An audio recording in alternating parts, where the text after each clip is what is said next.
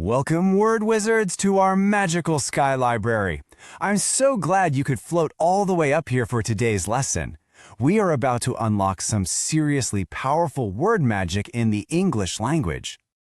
So, have you ever been writing something, or maybe talking, and you just stop, completely puzzled, wondering if you should use the word make or the word do?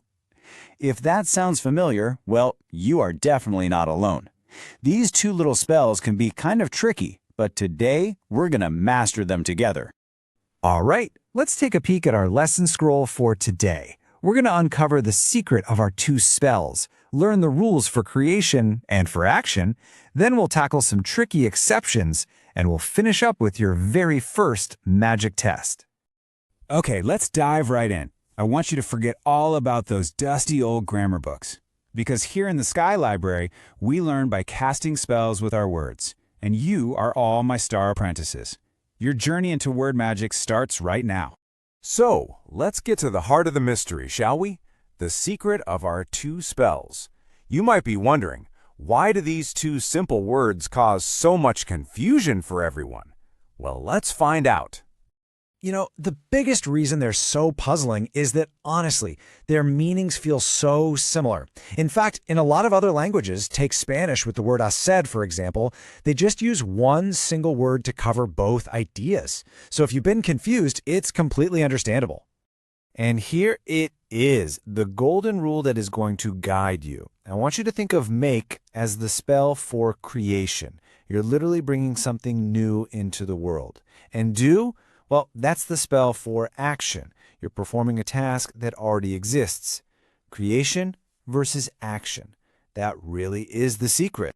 Okay, so let's jump into our very first spell, the super powerful spell of creation, make. Every single time you use this word, I want you to imagine you're a wizard conjuring something right out of thin air.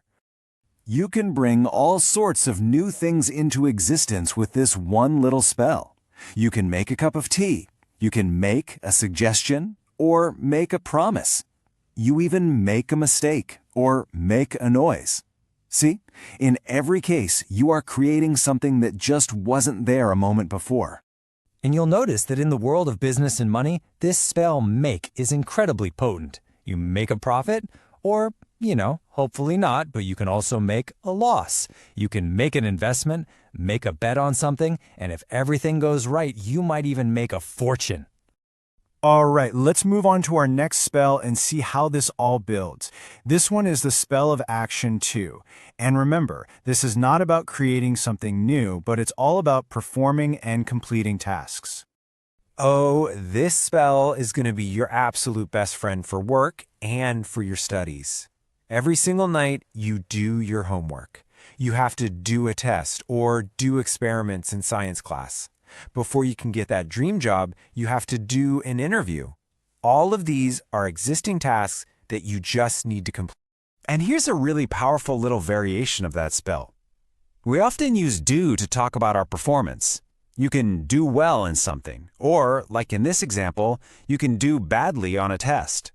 It's all about the action and the final result. Now remember this important rule of thumb, okay? Common chores and tasks around the house almost always use the do spell. You do the shopping, you do the dishes, and you do the ironing. It really is the magic word for just getting things done. Now, just like with all powerful magic, there are a few twists and turns, some exceptions to the rules that every great word wizard simply has to memorize. This is what really separates the apprentices from the masters. So, what happens when our golden rule of creation versus action just doesn't seem to apply? Well, sometimes the magic of the English language works in some pretty mysterious ways. Let's take a look at a few of these tricky spells. Okay, this slide is important. It shows the tricky exceptions you'll just need to learn by heart. So let's go through them. First, even though housework usually uses do, you always make your bed. That's an exception. Second, while creation uses make, for some reason, you do a drawing. Third, in business, you might make a profit, but you do business with someone. And finally, this one feels like creation, but you do your hair and you do your makeup. Just think of these as special incantations you have to remember.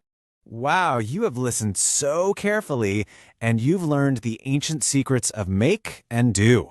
The spells have all been revealed. So now it is time for you to prove your skill as a true word wizard. Okay, here are the steps for your magical trial. Right below this, down in the description, you're going to find an enchanted sentence with a little blank space. Your mission is to choose the correct spell, either make or do, and then post your answer in the comments. We'll be watching to see your magic at work. Congratulations on completing your lesson, word wizards. You did a fantastic job, really. Now, I have a question for you. What other English spells do you find a little bit tricky? Let me know down in the comments, and hey, maybe we'll master them in our next visit to the Sky Library. Until then, keep practicing your word magic.